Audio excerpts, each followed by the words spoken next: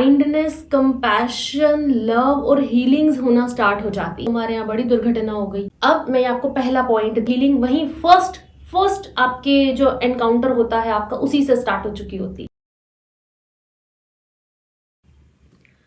जब भी मैं अपने क्लाइंट्स को, चाहे वो किसी भी एज के हों, जब मैं उनके साथ 1-to-1 मीटिंग्स करती हूँ और जब मैं उनकी स्टोरीज सुनती हूँ, जब मैं उनके बिलीव्स सुनती हूँ, तो मुझे जब समझ में आता है कि इस पूरी स्टोरी में, इस पूरे प्रॉब्लमेटिक एरिया में कौन सी ऐसी चीज़ें हैं जो वो बचपन से अपने साथ लेकर आए हैं और जिसकी वजह से उनकी लाइफ में प्रॉब्लम हो रही है।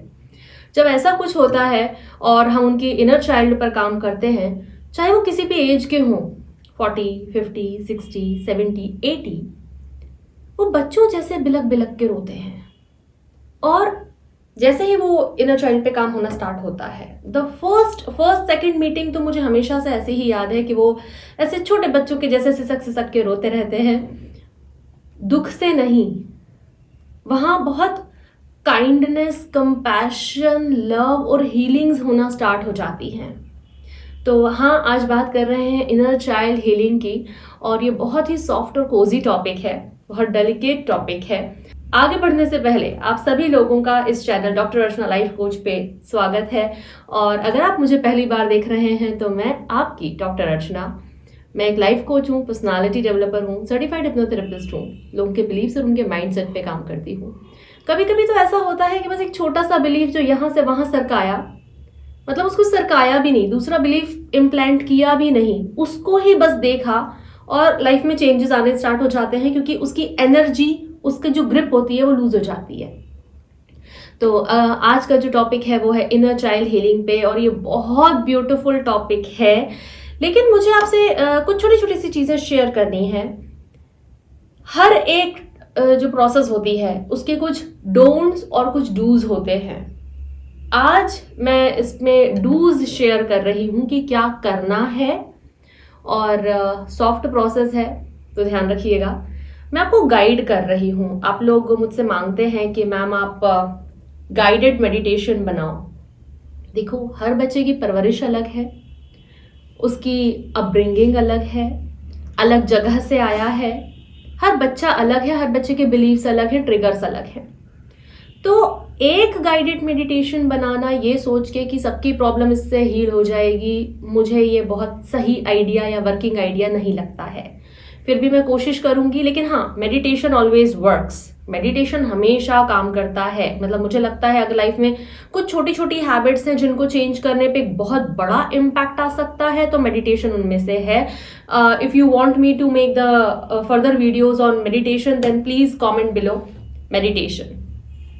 हाँ, अगर आप ये भी चाहते हैं कि मैं डोंट्स पर वीडियो बनाऊं, कमेंट बिलो डोंट्स, क्योंकि आज का जो वीडियो है वो डूज पर है। तो अगर आप चाहते हैं कि डोंट्स पर वीडियो बने तो डोंट्स। अब बिना किसी ब्रेक के हम इस प्रोसेस को स्टार्ट करने जा रहे हैं। Please pay attention. मैं अपने किसी क्लाइंट की स्टोरी शेयर नहीं करूंगी, क्योंकि वो बहुत कॉन्फिडेंशियल और बहुत पर्सनल होती हैं, और वो बहुत 1-to-1 बहुत सीक्रेटिव प्रोसेसेस होती हैं। तो मैं अपनी स्टोरी आपके साथ शेयर करूंगी कि मैं अपने ऊपर अच्छा बढ़िया मस्त काम कर रही थी, लाइफ में अच्छे चेंजेस भी आ रहे थे। एक छोटा सा एरिया है जो बिल्कुल जो का त्यों था, कोई फर्क नहीं था, मतलब बड़ी सी प्रॉब्लम्स हुई पड़ी थी, और वो एरिया था, बहुत सारे लोग यहाँ रिलेट कर पाएंगे मुझसे, फियर ऑफ छिपकली।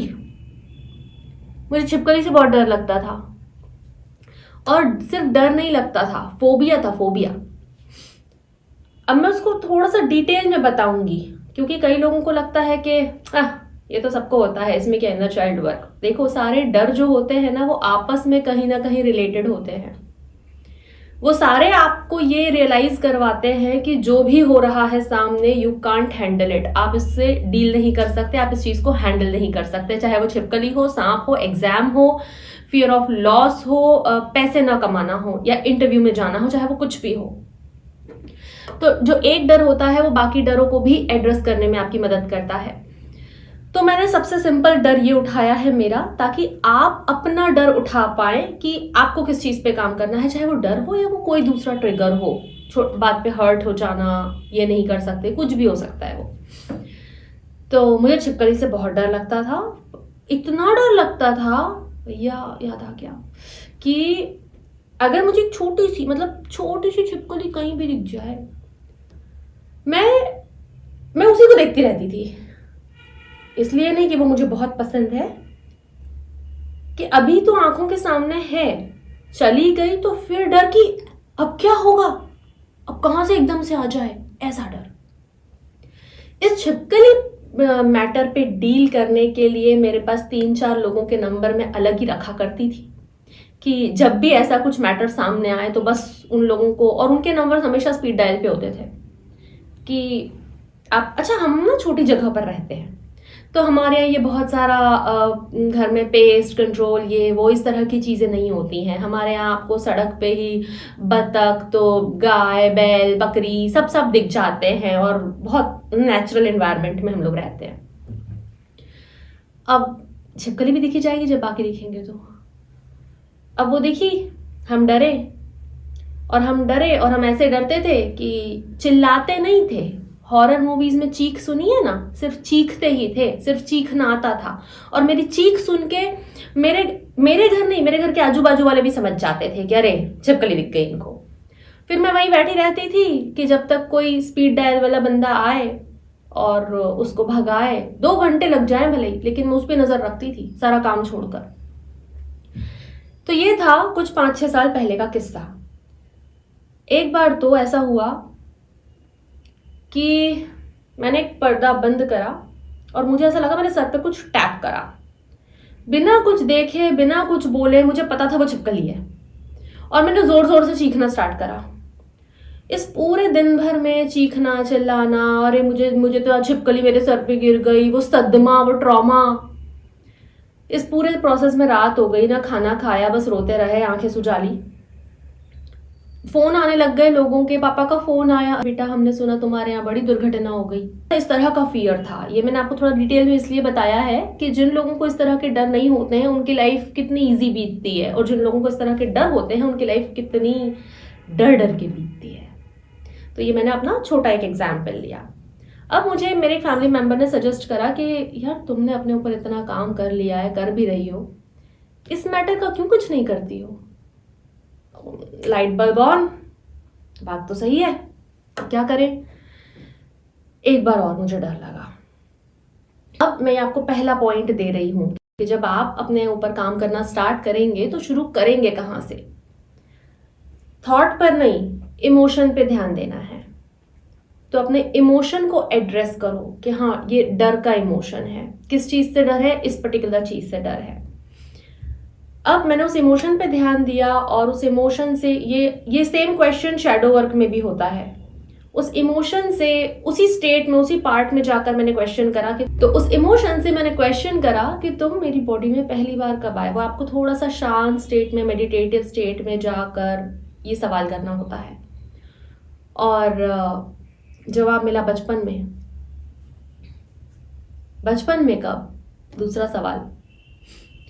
मेरे आंखों के सामने पूरा एक सीन आ गया कि मुझे, जैसे कि आप लोगों को पता ही होगा अब तक तो, कि मुझे तो बचपन में बड़े ढोल नगाड़े मेरे ऊपर बजाए जाते थे, बड़ी मार पड़ती थी यार, क्या करूं। तो सॉरी। तो अब वो लोग जो मुझे मारते थे, जिनसे मुझे इतना डर लगता था, मेरे सामने जो सीन आया वो यही था कि वो सारे लोग जो मुझे इतना मारते थे, जिनसे मुझे इतना डर लगता था, वो सारे यहाँ के वहां भाग रहे हैं। क्यों? क्योंकि एक छिपकली है घर में। वो लोगों को बुला रहे हैं कि अरे इसको भगाओ यहाँ से, दूर जा रहे हैं, हम नहीं जाएंगे उस कमरे में। अफरा तफरी का माहौल मचा हुआ था। वहां से वो डर मेरे अंदर आया।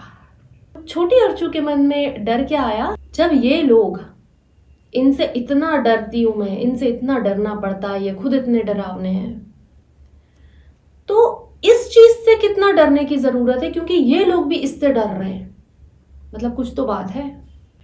तो जैसे कि हमारी बात होती है कि हमारा सबकॉन्शियस बचपन में ही 7 या 8 साल की उम्र तक ही ऑलमोस्ट 90% प्रोग्राम हो चुका होता है। मेरे अंदर भी ये प्रोग्रामिंग फिट हो गई कि भैया इस चीज से तो डरना ही पड़ेगा, कोई सवाल नहीं, कुछ नहीं कि क्यों डरना है, छोटी सी तो है, ये लोग क्यों डर रहे हैं, कुछ नहीं, एज इट इज एब्जॉर्ब्ड।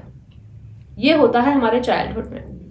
अब बड़े होकर तो मेरा पहला मैंने आपको इसका पॉइंट दिया कि आपको अपने ट्रिगर, पहला पॉइंट ट्रिगर पे ध्यान देना है, दैट इज इमोशन पे ध्यान देना है। नंबर 2 कि वो आया कहाँ से है देखना है। नंबर 3 अब हीलिंग की बारी आ रही है।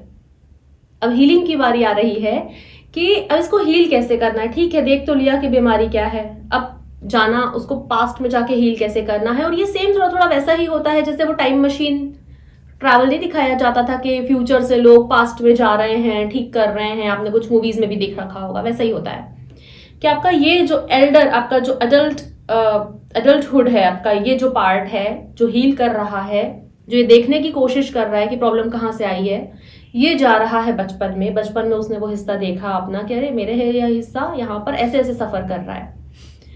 मैं भी वहां गई अपने चाइल्ड, इनर चाइल्ड के पास। मैंने उसको बोला तुम थोड़ी सी साइड हो जाओ सबसे पहले तो, क्योंकि यहाँ बड़ी भागदौड़ मची हुई है, तुम्हें चोट ना लग जाए। अब उस पार्ट को मेरी बात समझ में आई कि हाँ ये बोल तो सही रही है। वो अपने को पहचानते भी नहीं है, उनके लिए अपन स्ट्रेंजर होते हैं, वो जो अपने चाइल्डहुड पार्ट होते हैं। तो उनको लगा हाँ ये बोल तो सही रही है। फिर मैंने कहा ये क्या हो रहा है, तो उस पार्ट ने जवाब दिया वो छिपकली से सब डर रहे हैं। मैंने उससे बोला इतनी सी छिपकली से कोई डरने की जरूरत है, कितनी सी तो है, ये देखो कितने बड़े बड़े लोग, इतने सारे। तो वो 2 मिनट सोच में पड़ गई। उसने कहा ये बात भी सही है। मैंने कहा देखो ये लोग तुम्हें सब डराते हैं ना। उसने कहा हाँ। मैंने कहा तुम्हें इन सब से डर लगता है। छोटी अच्छू बोली हाँ। मैंने कहा अभी बस मजा देखो कि ये छोटी सी छिपकली इन सबको कैसे डरा रही है। और मैं और वो साइड में होके वो सीन देखते रहे। और धीरे धीरे धीरे धीरे मैंने नोटिस करा कि with in a time frame of 1 और 2 मंथ जब मैं छिपकली को देखती थी तो मेरे अंदर वो डर का इमोशन आता तो था क्योंकि वो प्रोग्राम था, लेकिन अब मैं कॉन्शियस थी। यहां पर मैं आपको एक और बहुत अच्छा हिंट क्लू दे रही हूं कि ये जो चीजें जो हमारे अंदर सबकॉन्शियसली सप्रेस्ड होती हैं बस वहां पर, उनको हमें पहले कॉन्शियस लेवल पे लाना होता है, उनको देखना होता है और फिर उससे कॉन्शियसली डील करना होता है। So this is about inner child work. ये आपको अपने ट्रिगर्स को नोटिस करना है, थॉट पे नहीं, इमोशन पे ध्यान देना है, अपने साथ एक सफिशिएंट टाइम बिताना है और अपने उस इनर चाइल्ड को हील करना है।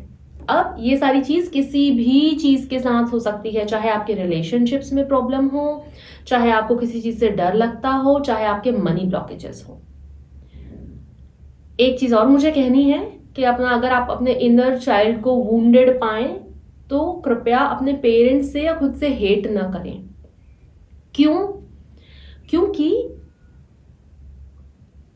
मुझे लगता है दुनिया का कोई भी बच्चा ले लो, कोई भी, कुछ ना कुछ प्रोग्रामिंग तो सबकी रहती है। एक राजा का बच्चा भी अगर आप उससे भी मिलेंगे तो उसको लगेगा कि हाँ हम राजा तो हैं, हम तो अपना चाइल्डहुड कभी नॉर्मल बच्चों के तरह एंजॉय नहीं कर पाए, हमारे पापा ने तो कभी हमें उतना टाइम ही नहीं दिया, वो तो बिजी थे, इसका मतलब हमें कुछ प्रॉब्लम है। तो आप किसी भी लेवल के हों, कुछ भी हो, किसी भी अपब्रिंगिंग से आए हो, कुछ ना कुछ तो वहां पड़ा ही रहता है। चिल। तो ज्यादा अपसेट ना हो इस प्रोसेस के बारे में। अब जब वो हैवी इमोशंस आएंगे ना तो अपने आप को बहुत प्यार से हैंडल करना इनर चाइल्ड वर्क है। जैसा कि मैंने कहा, प्यार से डील करने वाली प्रोसेस है और हीलिंग वहीं फर्स्ट आपके जो एनकाउंटर होता है आपका, उसी से स्टार्ट हो चुकी होती है। अपने इनर चाइल्ड को हील कीजिए, खुद का, अपने छोटे बच्चे का और अपनों का अच्छे से ध्यान रखिए। Thank you. नमस्ते।